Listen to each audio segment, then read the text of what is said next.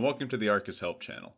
In today's video, we'll cover how to create an app bundle. If you have several assets that you need to add to multiple systems, you can bundle those applications together and add them to your systems in bulk. To do so, find a system that has these assets and select its asset card.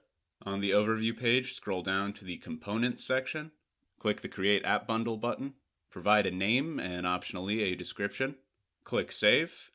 You can now add this app bundle to your systems at your discretion. And your new bundle will be stored in App Bundles under the Library section of the main menu.